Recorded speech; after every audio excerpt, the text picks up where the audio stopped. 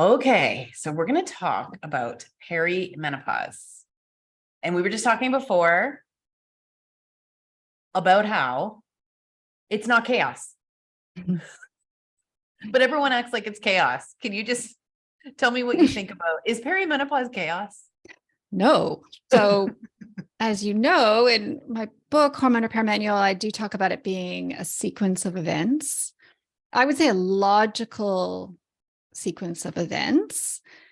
There are some fluctuations, and we can talk about what those are.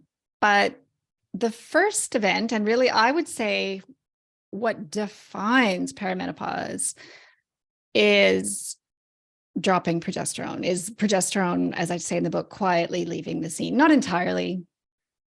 You just start to not make as much. It's hard to make progesterone. So we make these, hopefully, if all's going well, we make these robust, beautiful level amounts of it in our 20s and 30s. And then by our late 30s into our 40s, yeah, that hormone is quietly leaving the scene. And that's what sets the whole process in motion. Okay, let's just back up a little bit, because progesterone is very tricky, and a lot of women get to their 30s and maybe they haven't been doing so well with progesterone all along. Is that the case? Yeah. And well, then of course we have, and that's why I said, if all is going well and you had good, healthy, natural menstrual cycles through your 20s and 30s, then the change is going to go, happen in a certain way. And I think I do have a patient story in my book about what if you're going from the pill to menopause. Obviously that's an entirely different situation, because there's no progesterone when you're on the pill. And I'll just clarify, like when I say losing progesterone is what sets it in motion, it's really, upstream from that is the fact that the ovarian follicles are not as robust as they were. They're starting to wind down. And the first result of them winding down is making less progesterone. They can still, in those early phases, make, I want to say heaps, because I live in New Zealand now, heaps of estrogen. They make like tons of estrogen. Professor Jerilynn Prior, who we may quote a few times in this interview, I know you've had her on the podcast. She talks about the ovaries grand finale in terms of estrogen. Like especially in the earlier phases of perimenopause, we can make up to 3 times more estrogen than we did in our 20s and 30s. And actually, I think that estrogen spiking up is where the concept of chaos maybe comes from, because it can feel pretty chaotic, to be honest. That is, estrogen spiking up and down like that feels chaotic, but like from a scientific perspective, in terms of what's happening, we understand what's happening. It's not a mystery. Yeah. So let's just be really clear, because sometimes I think people don't even know what was happening in their menstrual cycles. So you're say everything is healthy and you're having great, beautiful menstrual cycles where you're ovulating and everything's working great. During that cycle, can you just give a very quick explanation of what happens? Yes, absolutely. So, I think a lot of people don't know exactly what happens. Yeah. So with a healthy ovulatory natural menstrual cycle, obviously we make quite a lot of estrogen leading up to ovulation in the first approximately half, but it doesn't have to be half, depending on how long the cycle is, of the cycle. And then after ovulation, that's when progesterone kicks in, but only for 2 weeks. Maximum, pretty much 16 days at the very maximum, and usually shorter than that. And interestingly, just for anyone who kind of wants a numbers side of things, in a healthy menstrual cycle, we make probably up to 100 times more progesterone than estrogen in absolute numbers. It's always portrayed on the graph as like kind of equal, but they're not equal at all. We make just this ginormous amount of progesterone, and it's from a temporary gland in the ovary that grows overnight, essentially. It's quite an astonishing. There's no other part of the body that does something like ovarian follicles do when they make the corpus luteum to make progesterone. It's really something. And then, and just that, the fact that it is such a stupendous, like amazing process, that's why when the ovarian follicles start to kind of sputter and like just not have the energy, like the vitality, or they're just not able to do that. And so you just start having cycles where there's the corpus luteum, the progesterone making gland, is not as robust at all. It's making less. It's not lasting as long. So you're having shorter luteal phases. You may be having more cycles when you don't ovulate at all, which are called anovulatory cycles, which all of us can get at any age, but they start to become more and more the pattern with perimenopause. Yeah. Okay. That's where some of the fertility issues obviously are coming in, where you're like, a lot of people don't know that they're having their period, but they're not ovulating. Yeah, for sure. And actually, to be fair, I mean, in perimenopause, because people, as I'm sure you've talked about with lots of guests, there's obviously a stigma, there's shame, there's fear, there's grief around there's all that whole thing of like, wait, is it perimenopause? And then it's immediate thinking, oh no, like, all sadness for lots of reasons. And, one of the sadness that can come in is thinking, okay, that's, the end of fertility. But for what it's worth, in the early phases of perimenopause, and I'm going to talk about the phases, women are still fertile. Like, you can still become pregnant in the early phases of perimenopause. In fact, I mean, even though you are starting to make less progesterone, like, you're also quite a lot of estrogen, and sometimes you're popping out more than one egg at a time. So like, this is actually when my understanding is, historically, if women kind of get pregnant in their early 40s, there's a higher risk of twins, that kind of fraternal twin, just because the ovaries are pretty excited. They're pretty excited to ovulate, but then when they actually ovulate, they're like, I don't know if can I do this? Can I make enough progesterone? Yeah. So they're in that stage. Yeah. Okay. So everyone always talks about, I see this on social media all the time and I get annoyed. They talk about the 4 stages of menopause: premenopause, perimenopause, right, menopause, and postmenopause. And I'm like, that's not very helpful, because we all know those phases. And then within it is this giant mystery that doesn't need to be a mystery of perimenopause. It's the whole thing. It's basically perimenopause is the whole thing. So premenopause, just to be clear, premenopause is just a young woman. That's the whole, right. Like, that's just a woman of reproductive age. That premenopause doesn't really, they always use that word. Yeah. I find women get very confused about that. Like, they'll say, oh, my levels are in the premenopause range. And that sounds scary. It's like, no, that just means you're like, you're not in perimenopause. You're just having cycles. And then we talked a little bit off air, but there's unfortunately quite a lot of confusion between the words perimenopause and menopause. Mm-hmm. And there's different people. I mean, there really is a semantics issue here. Like, there needs to be like a world forum on pinning down the terms that we're all going to use. But the terms I use, and I'll try to, acknowledge what other people are doing as well. But perimenopause is the transition. It's like from the moment when the ovarian follicles start to be a little wobbly in terms of what they're doing, all the way up until a year after your final period. That is perimenopause, including that year after your final period. And as you know, that year after your final period can stretch into more than 1 year, because if you get another period, then you're like, you have to start counting over again to get the full year. So then, depending on menopause, the definition I use, which is Professor Jerilynn Prior's definition, is menopause is the entire life phase that begins after 1 year after your final period. So perimenopause up until 1 year after your final period. And then menopause, depending on who you ask, menopause is either just a moment in time of that 1 year, and then you're into post-menopause, or you could call all rest of it. So what I call menopause was the 30-year life phase, called menopause, is also called post-menopause, which is fine. Like, I've started actually just saying menopause or post-menopause, depending on how you want to talk about it. But the other thing to understand, and hopefully a lot of your listeners do, is that if you're going to have symptoms, especially the neurological symptoms, of which are the primary symptoms, I just recently have been delivering a professional presentation called Perimenopause, the neurological symptoms of perimenopause. It's primarily a neurological transition state.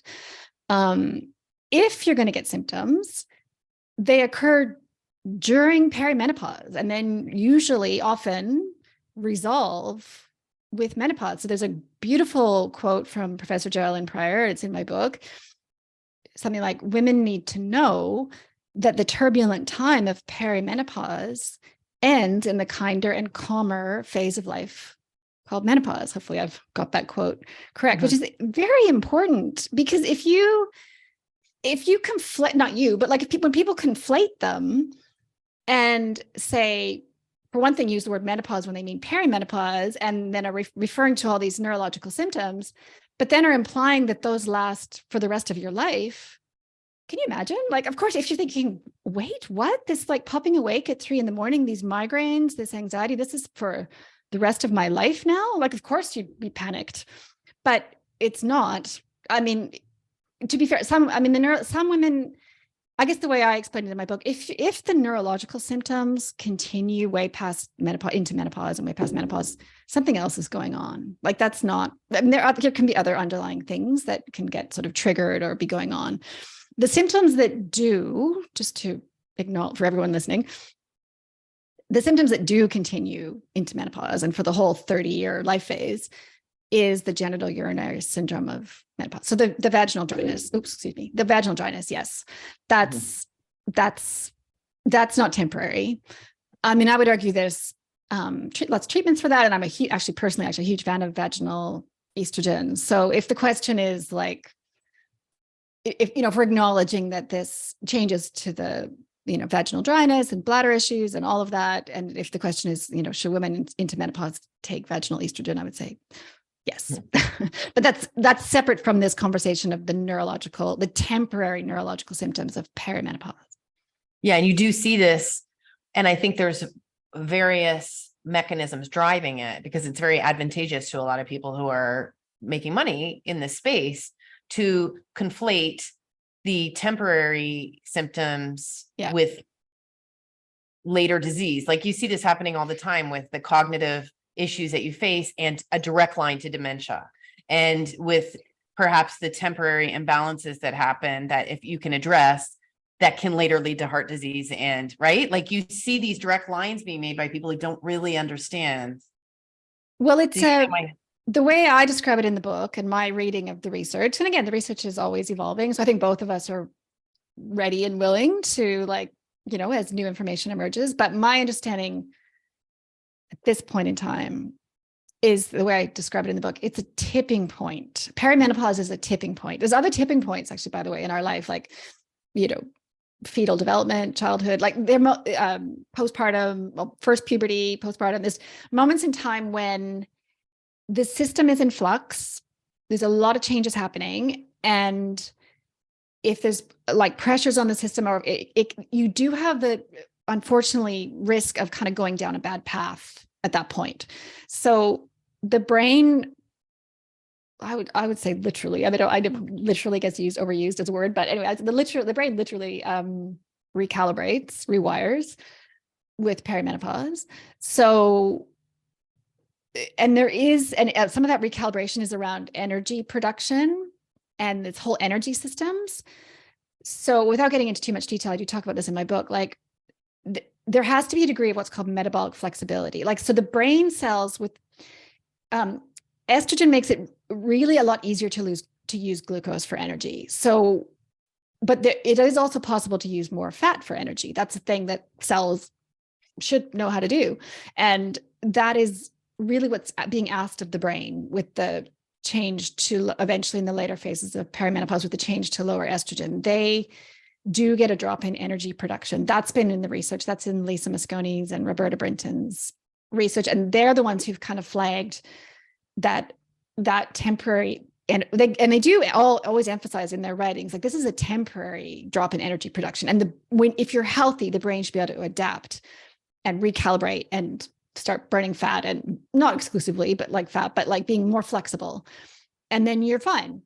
But if that's not happening because you have, and I'll just be specific, if you have insulin resistance or prediabetes during that time, the research does suggest that can be a risk to go down the path to dementia. So that's kind of what you're talking about, but that's different. That's more nuanced, I would say, than that menopause causes dementia in everyone. Like that's not the case. And the headlines of I thought I had early onset Alzheimer's, and it's fostered, like the connection between them is shortened. And I understand because we're not in a world that understands nuance very well, and we are in snippets of time. But it's the same with cardiovascular disease, right? Like it's like the same sort of space in there that's super complicated. And when you talk about being healthy, I mean, I experienced this. I considered myself a healthy person, but I've had long-standing gut issues that I didn't deal with, and then exploded in perimenopause. But I do kind of consider it, not to be a Pollyanna, but an opportunity to sort this stuff out. Right. I was just going to say the word opportunity. Yeah. Keep going. Yeah. Yeah. Like, I mean, I could not go on. My body literally was like, you can't, I've ignored these gut issues or lived with them, done my best, asked a doctor when I was in front of them, got brushed off. But you can't, as I understand it, whatever's going on in your body that's maybe not working properly, and I'm not using medical terms, your body will function like that way for 10, 15 years. But at some point, particularly when you hit perimenopause, it's just like, I can't do it. So an analogy I use in the book, so in my first book, Period Repair Manual, is I talk about the period being a monthly report card. Like, so it's this little opportunity every month to kind of a window into your health, like of how kind of a little glimpse into how you're doing, because symptoms can be a reflection of overall health. And so in Hormone Repair Manual, my perimenopause book, I said, so if periods were our monthly report card, perimenopause is like the final exam. Not that it's the final exam. I mean, we still have 30 years left, hopefully, but it is definitely a culmination, like whatever you've got going on. And that could be a lot of things, like, physical things, but even like, old trauma and just like other things will come up. And you're right to use the word window of opportunity, and that's in the science. Because that cardiovascular risk, so what the research describes is this, it's all to do with this same sort of drop in energy production, but like this is what they call a major metabolic upheaval during the perimenopause transition. And if you can navigate that and come through still having insulin sensitivity or metabolic flexibility, or I mean, without being too technical, if you can sort of get through that, the researchers describe that as a window of opportunity for cardiovascular disease prevention, right? Like there is never a better time to get as healthy as you can as in your 40s. I would say, like, for women, nobody's perfect, right? Like, I'm not claiming I came through like perfectly, like, and I get it. And there's lots of like restrictions and lots of reasons why we can't maybe be as healthy as we'd like, but it is definitely, and I say to my patients sometimes, like, do it now. Like, if you need to schedule time off work or, whatever it is, like, do it now because of the payoff. Because then when you're in your 50s and 60s and 70s and like, then you get to enjoy the benefits of what you did during a window of opportunity to go down the right trajectory, if that makes sense. I'm mixing lots of metaphors here, but like it is actually a really important time. Yeah. So we can think of it that way rather than just being scared of it. Yeah. Yeah. And it comes, like anything, it comes too soon. The magical time before you had this happen, and then all of a sudden you're in it, and it is everything. Like, I think if you're even in a job that you're doing work that doesn't inspire you, or you're in a loveless relationship, or you have problems with your family and trauma, all this stuff, like, just weigh on you so much more. And, I think they just did a long study in Harvard that it was like the number one predictor of your health is your, relationships. It was like the number, like, and so it's everything, and we don't want to deal with it because we're only 39 or 38. But anyway, that's that it's all happening, but it doesn't have to be a mystery. So let's just go, for me, I feel like I've been having the world's most epic perimenopause of all time. And everyone's getting the benefits of what you've but we think that and by that I mean me and my doctor, who's reluctant to prescribe me hormone therapy. We think that I'm in 6 months away from, but of course you don't know. So in this transmenopausal year, I've just heard. Yeah. So I feel this has been going on since my early 40s. I can't directly pinpoint when I started to go haywire, but I really did. Like I think it was 41. I started having panic attacks. I started having nightmares. I started having big sleep problems, and I like, things were not good. That's when I started having weird stuff happening on my body. So you've broken this down with the help of Jerilynn Prior into 4 phases. Can it be, first of all, can we just talk about the length of time? Am I imagining things that it's gone on maybe 12 years? 12 is, I mean, Right? 12 would be on the outside edge. I mean, I think what the numbers that are usually given for the whole perimenopause transition might be between sort of, it depends whether you include this phase 1, which we're going to talk about, but probably 7 to 10 years is, I think, common.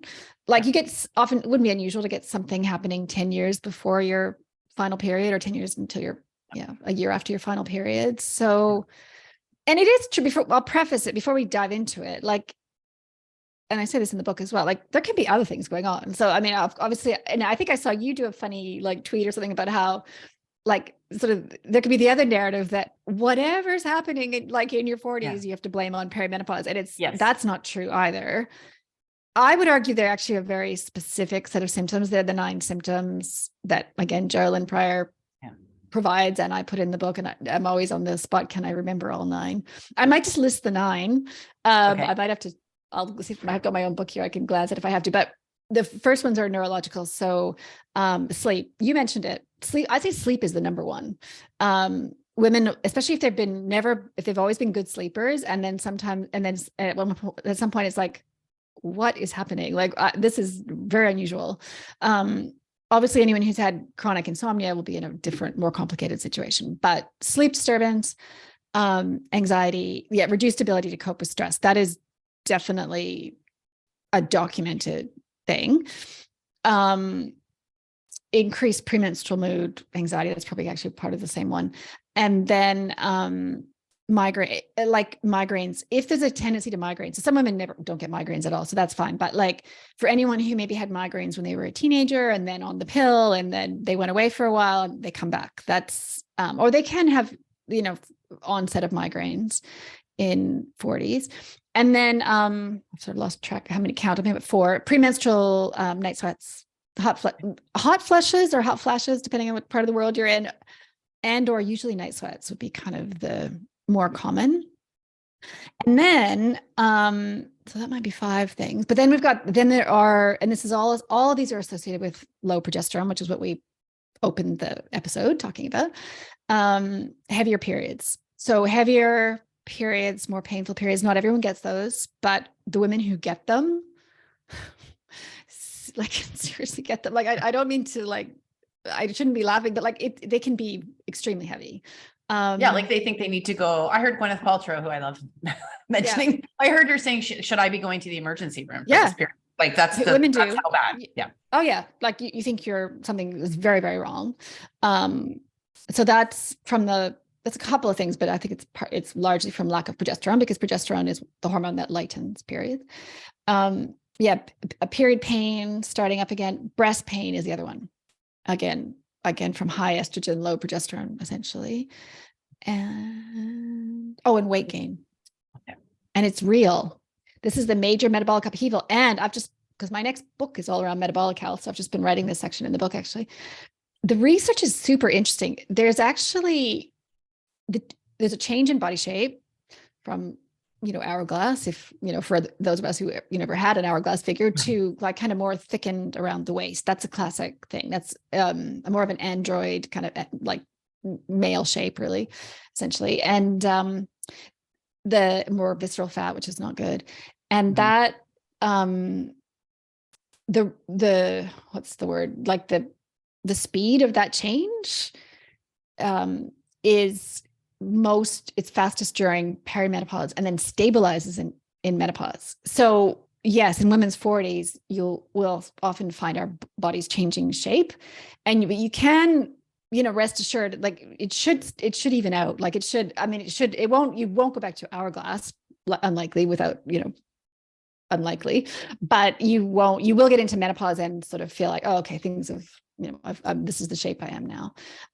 Which is not to say, just to be clear, like you could still lose weight and you can still get healthier and build muscle and all those things. So I'm not saying it's written in stone, but there is a definite hormonal change. So that's weight gain. That might've been the 9. I might've missed one. I think that was 9. Yeah. Yeah. So all the other things, things can aggravate, things can amplify. Like if you've got, I talk in the book about if you've got Hashimoto's or a thyroid problem, that classically would worsen during perimenopause, in part because progesterone is immune modulating. So again, like it's downstream from losing progesterone, you can have thyroid aggravation, but the thyroid symptoms themselves are not a symptom of perimenopause directly. Yeah. Right.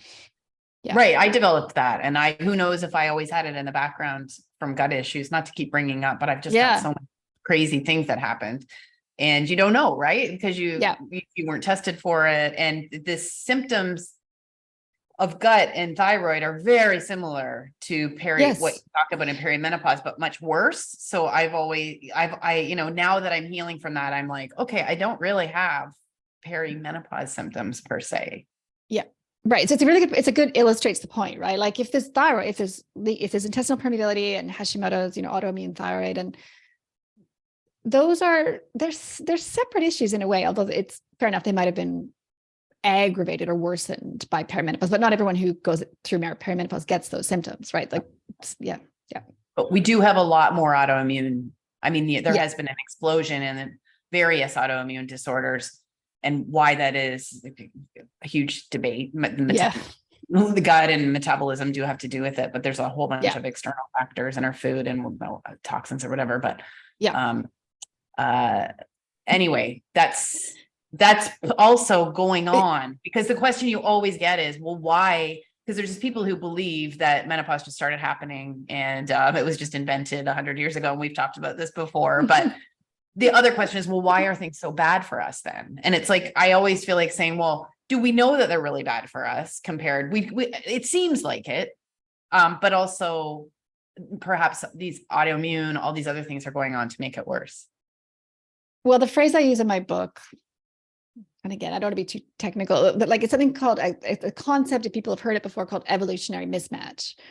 So it's the mismatch between our quite ancient body actually, and what it's expecting from its environment and what it's getting. Like, so, it's if it's stumbling, if it's, a little confused, there are lots of reasons for that. And the evolutionary mismatch can show up in lots of different spheres. Definitely a lot of period symptoms, I think, are evolutionary mismatch to an example, to some degree. Perimenopause is in my view, as a biologist and kind of been thinking about evolutionary medicine for a long time, perimenopause is absolutely classic. So it's partly all the environmental things. It's alcohol, it's environmental toxins. Like I'll give you an example. There's a couple papers which I cite in my book about how. So those of us who grew up in the 60s and 70s, me, we were exposed to lead.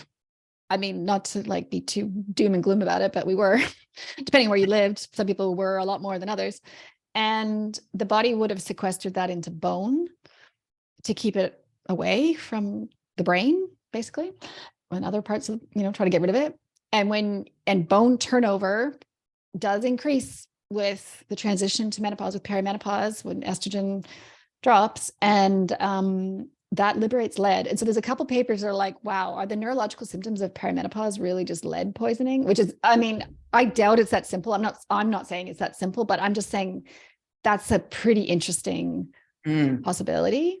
Mm-hmm. And then the other evolutionary mismatch, which often gets cited, like as women, like our life history did used to be a lot different. I mean, so we did used to have a lot more babies and spend a lot more time breastfeeding. And I think a common scenario might have been last baby at 42, breastfeed for 3 years, never get your period back.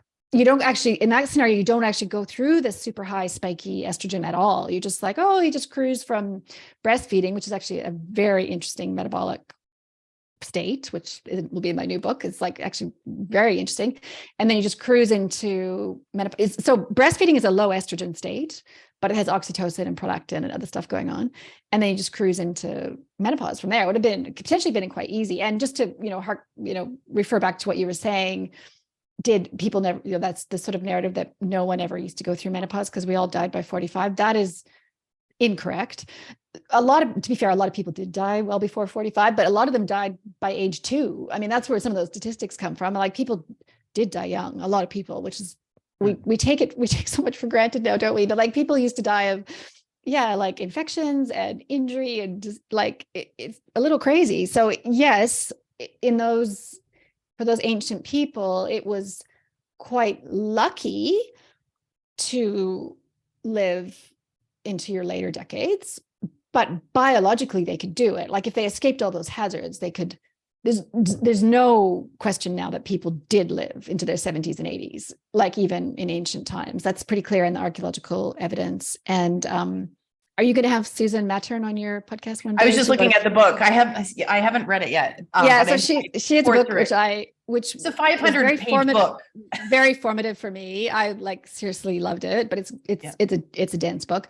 But she builds the case, it's called The Slow Moon Climbs. She builds the case that not only is menopause normal, but that pretty much Homo sapiens evolved a longer human lifespan for both sexes because of positive selection pressure on post-reproductive menopausal women. Like basically women in their 50s, 60s, and 70s are so useful to those old groups of humans. Like you couldn't survive without them. So their existence, like they're continuing on and specifically not having babies, but actually doing everything else that they did, it meant that everyone could survive better. This is actually, I mean, without going, I promise I won't go on about too, but she talks about alloparents, this concept of like, so in those ancient hominid, ancient human societies, there had to be a lot of non-reproducing humans. So they could have taken the form of menopausal women. It could be other potential, aunts and uncles and people, people who weren't having their own babies for whatever reason. There had to be a high ratio of adults to children in a group just for the children to survive, because it was so hard to raise children, which I just think. So then if you have these alloparents, all these non-reproducing adults from various reasons, then the young women who are reproducing can just get that job done. Basically, they've got lots of support. Yeah. Somehow, I think this narrative is there's a lot more going on with that narrative of we're reproductive creatures and we lose our lose our usefulness after that. You see this in the animal studies that come out. There was a recent one about whales. It just doesn't. It's a narrative. I don't know why. I don't know what the use of it is, but it's it like diminishes our value. And so it's a scientific thing, but you also can just see it in life. You can just see it playing out in our daily lives. There's been grandmothers always. Sure. Yeah, agree. And orcas are fantastic, are amazing actually, because the whales, most of those, that type of whale, they do have by menopause. A lot of animals have a shorter menopause, like some reproductive. What's kind of unusual about orcas and humans and a few others is we have like decades long menopause, which is, but yeah, orcas, they match us pretty much in lifespan. Like, so they live to 80, they stop reproducing at 50. They help out the kids a lot. And actually one little thing, just on the evolution of menopause, because I don't know if listeners know, but my first job was an evolutionary biologist, which is why I'm so passionate about this side of things. But, when they crunch the numbers and they look at animals and, when an extended menopause evolves, they think, or at least some of the papers I've read, that happens, that will be likely to happen when adult sons stay with their mothers, which is super interesting, which they do in orcas actually. So adults sons will live, stay in the pod with their mothers until their mother dies. And then once their mother dies, they're actually a little bit bereft and lost. I don't know actually what they do at that point, but so it's actually it is evidence that possibly for our hominid ancestors, that was the family structure, that adult sons. Because at that point, if you have as a woman, if you have an adult son and you're, helping him to survive, like do well, it's weird, but you actually kind of vicariously become male at that point. Like you're passing on your genes through him, right? Like you're still passing on your genes, but through your son. And males can have tons of babies. Like, so, I'm just kind of.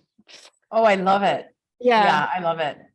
This has nothing to do with anything, but I was at a hotel and I was there by myself doing a review, and I saw this Russian family, and it was all women and tons of kids and 2 adult women and then a grandma. And then she went and got them all this giant plate of fruit.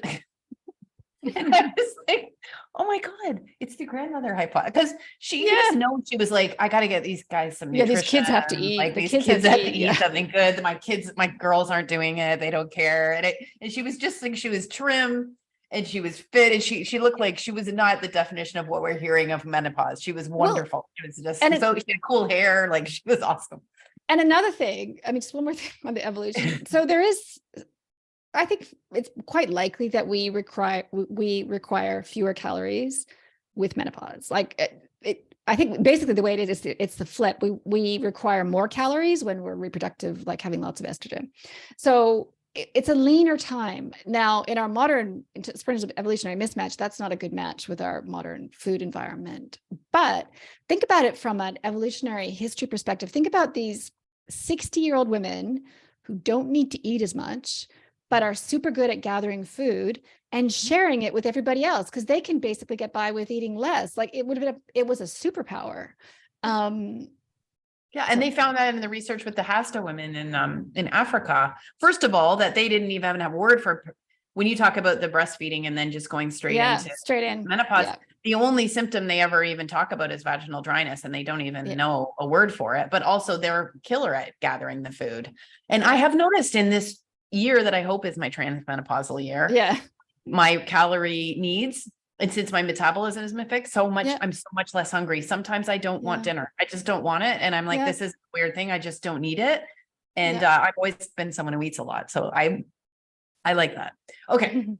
I could talk to you about this stuff all day. Yeah. Let's just go back to the 4 phases. So let's just go through them quickly. So the first phase is do all 9 things happen? What happens in the first phase? What would be just a large frame? So the 4 phases, now these, just to be clear, I can't remember if we said this, we said it off air, but these phases are adapted from the 2011 meeting of the North American Society. These are the phases of reproductive aging. So these phases are from the scientific literature, but plus phase 1 was added by Jerilynn Prior, the endocrinology professor we've mentioned a few times. So I'm just trying to make that clear, so there's no confusion, like as to these phases are from that 2011 menopause meeting, phases of reproductive aging, plus Jerilynn's phase 1. So according to Jerilynn, the 4 phases that she calls it the kind of very early phase, which is when you're actually still having pretty regular periods. The cycle might have shortened a little bit, but you're having regular periods. And this is actually a time when it can be very confusing, because women go, wait, I think this could be perimenopause. And then the doctor says, oh no, because you're still having periods. And it's like, come back when your periods stop. If you come back when your periods stop, you're through the worst of it. Like that doesn't help you at all. Like so phase 1, according to Jerilynn Prior, is still having cycles, but progesterone is leaving the scene silently, because you don't realize but symptoms are present. That's how she defines like the symptoms, those 9 symptoms, if they occur, showing up in the inappropriate age woman and other causes have been ruled out. That's kind of phase 1. Then these are the 4 phases of perimenopause. So then phase 1 is that. Phase 2 is there does start to be some wobbling of the cycle at that point, like as in it's defined in the literature as like the cycle varying by more than 7 days. So if you normally get your period every 34, say 26 days would be pretty common. At age 40, have those shorter cycles. And then suddenly you've got like a 35-day cycle. And then you've got like an 18-day cycle. And it starts to do that. And each phase can last a couple of years. So you might be like doing that for a couple of years. Then phase 3 is, okay, you're having now gaps. Like you may be having it's like, oh, I just went 3 months without a period. It's like, oh, and then I got 2 together. And now it's like 4 months without a period. And it's not, and I guess this is where the concept of chaos comes from. It's not chaos exactly. I mean, the periods are not regular anymore at that point. And there's probably very little progesterone happening at all at that point. And that's actually, but there can be quite a lot of estrogen still. So that's actually when the flooding periods can be quite bad. And then phase 4 of perimenopause is the waiting room, when you're thinking, was that my last period? I was like, was that my last period? And you're waiting. And then at the end, when you do achieve 12 months from your final period, you graduate to menopause. I love that phrase from Jerilynn Prior, like you graduate. And it can be pretty low key. Like when I graduated, I didn't like have a party or anything, but I'm just like, I'm like, right. Yes, it has been. It's been a full year. It's like, okay, here we go. And in my case, I have not had a period since that point. I mean, to be fair, some people, that 1 year is a little, there's some wiggle room there. Like some people might still get one more period and then have to count again. But as you know, and probably listeners know, if you're like a couple years after your final period and then you bleed again, you should check with your doctor, because that's, some unusual. You might want to, there can be other reasons for bleeding at that point. Right. Now, in terms of the symptoms and which symptoms occur and how many of them, to be clear, only about 1 in 4 women get no symptoms. So, they, apart from eventually the periods becoming irregular, so no real neurological symptoms. Some women just sail through, and in that case, I guess the phase 1 doesn't really apply to them if they're not really having strong symptoms. But everyone else, about 75, the other 3 in 4 women get something, some set of those 9 symptoms, probably not all 9, hopefully. And then some women get them really badly. And so that's kind of the breakdown. And yeah, and then of course you get, as you know, like in the space, you get the women who are getting the symptoms really badly. We all, whatever happens to us, we think, oh, that must what it's like for everybody else. But the women, like they think, and then the women who don't get any symptoms are like, what are you talking about? It's fine. I don't get so yeah. And then what do you think about the people counting all the symptoms and acting them out on social media? I'm just curious. Oh, I haven't seen that. I'm not on social media. Counting them, like one endocrinologist, Dr. Anise Mukherjee, because I was obsessed with counting them. I like in the beginning, when you don't know anything, I was like, oh my God, there's someone's tracked 100 and someone's got 80, and it bugs me that Google says 34. And I like that you're saying 9, like a subset, larger categories, and then within those categories could probably explain things like itchy face and right, like sensations of tingling or neurological symptoms, like those within those 9. Dr. Anise Mukherjee said, Anne-Marie, stop counting, because it's infinite. Yeah, I would agree. Hormones can literally impact everything. I would agree with Anise. Yeah, I think, you don't want to be microanalyzing every bodily sensation. I think I get it. It's tricky. And again, like we said earlier, you don't want to attribute every single symptom to perimenopause. It might be something else. Could very well be something else. I mean, I guess a common symptom that's not in Jerilynn's 9, to be fair, is immune symptoms. That's kind of where the itching and stuff comes in. So there's perimenopausal allergies are a thing for some women. They definitely get like worsened hay fever. That's a lot to do with a histamine response that can happen that I talk about in my book quite a lot. So yeah, it wouldn't be, and it's because it's in a recalibration of every system. It's also a recalibration of the immune system. So that's where the increased risk of autoimmune disease can come in. Perimenopausal allergies potentially. But yeah, I guess I'd be in the camp where I'm not sure how useful it is to like compile a list of 50 symptoms. Like I just it just feels like that. I don't know. I just feel like that could unnecessarily scare people, and maybe they make more of it than it is. I mean, it is these like it is a real time, and there can be symptoms, but it concerns me. Because when someone's saying, making a video about hair loss and perimenopause, I think if your hair is falling out, you should go get checked out from top to bottom. This is a sign. Well, I mean, I could be wrong, but I'm going to chime in and say I would not attribute hair loss to perimenopause directly. I mean, it could be indirectly via here's some indirect things. I wouldn't put hair loss on a symptom list, but if you're having heavy periods and losing a lot of iron deficiency can cause hair loss. If have already been tending, these are just examples. If a thyroid condition is flaring up, that can cause hair loss. If someone's already been tending to kind of a PCOS high androgen or male hormone situation, that can definitely flare up and get worse in perimenopause, because you're losing progesterone, which normally has an anti-androgen effect. So that could cause that kind of male pattern hair loss. So, right. So it's both. It's like, yes, I can understand how downstream from some of the perimenopausal changes, hair loss could be an outcome, but I don't think that earns it on an official list of perimenopausal symptoms, because most women going through perimenopause will not get that. Yeah. Yeah. Yeah. And, you know, I had chest pain. I had chest pain once, and I went and got I went to the emergency room. I got a whole cardio workup. After that, I was able to say to myself, you haven't been having a heart attack for 2 years, but only because I had got the whole workup, and they took it very seriously. And I feel that you wouldn't want someone just not doing something about chest pain. Totally. So heart palpitations are, again, they're not on the 9, the official, okay, fair enough. They're not on Jerilynn's official list of 9, but she has written about them. She has actually an article about heart palpitations of perimenopause. So they're a known thing.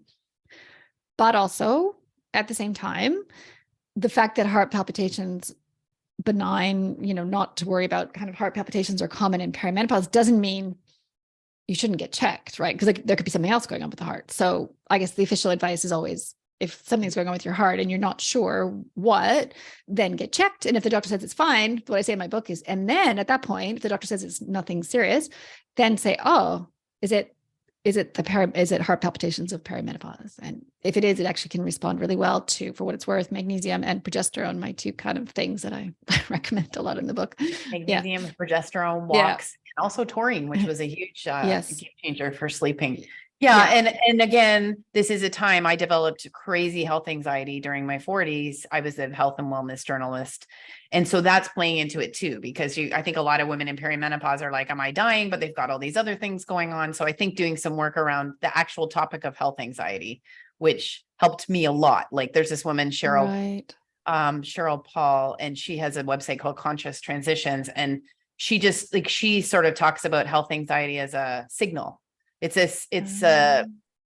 it's like, what is this trying to show me? And she talks a lot about, like, if something is serious, it will become apparent. And this isn't about ignoring things, but it's about how health anxiety can help you sort of indicate what needs to be tended to as well. It can come out that I see it in friends too, where they're obsessed about every little twinge and tweak, and they're getting everything checked out. But really what's going on is maybe trauma's coming up. And this is the time that it happens. And it's happening to men in their 40s too.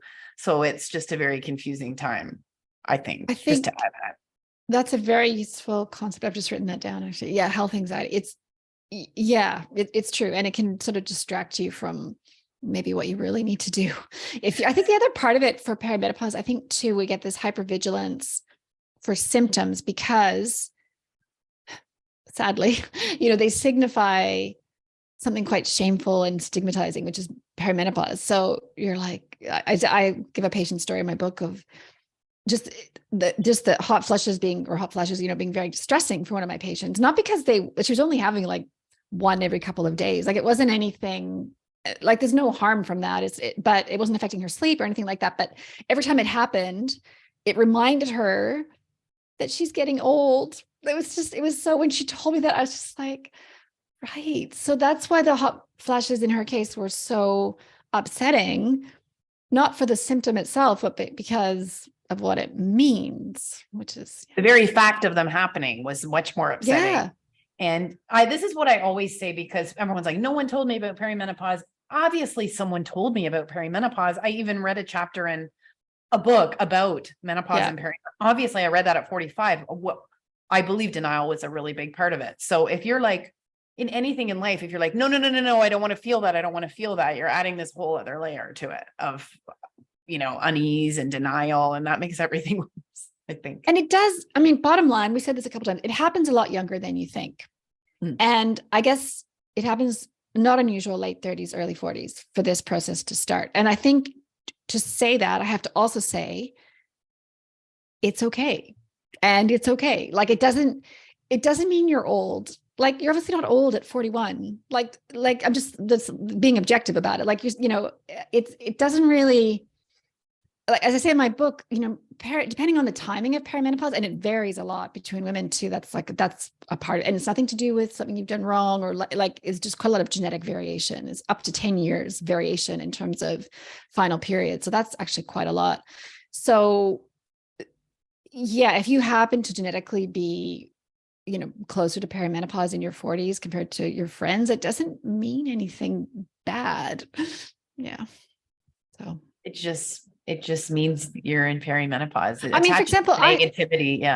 Yeah, I have one of my close friends is extremely youthful, like very healthy, like climbs mountains. Like, she is a very fit, healthy person. And she got her final period at 46. It's just how she was, built, basically. It's just happened. Like, and I just remember making note of that and thinking, yeah, that's just genes, right? That's, the sooner I do believe the sooner, having been through this epic experience, at least, I don't know, 10, the sooner you can lean into it and wrap your head around it and stop denying it, certainly everything gets better. And that certainly happened for me at 47, when I allowed myself to realize I was in it. I had to skip a period for that to happen. But all the other stuff, and yes, no one ever mentioned it to me, and no doctors ever said anything. And I saw all these different people, and they should have. But really, once I was able to say, okay, it was like a grieving process there too. So. Well, this is why one of my messages, even I've seen my posts, I do them occasionally. I have to sort of change the year, but like a couple of years ago, I was saying, if you were born before 1984, you're in the territory of perimenopause. I was like doing #elder millennial, because they don't know, right? Like, this is the thing, like the women who need to hear this. This is the reality too. For your podcast, how wonderful if the 42-year-old women could hear what we're saying right now and chime in, like listen in, tune in, but they're not, because it's a podcast about menopause. So they're like, oh, that's off in the future. Like, I've got ages. It's like, nope. It's like, you need this now. So anyone listening, I mean, it's hard, I guess you should say to your 42-year-old friend, it's like, you might want to check out, this book or this podcast, or I feel I've been that annoying person I have a couple of friends who are 10 years younger, and it's like, I'm very aware that they might not quite be ready to talk about it. And I don't want to be the like knowing person who's like, okay, sure. Anyway, it's always so great to talk to you about this stuff. You made it really, I think it's just a lot nicer when you can kind of have a framework, and it's not the same for everyone, but if you can just kind of know these stages and sort of mark yourself out. Yeah, definitely. Thank you. Always great to talk. Thanks again.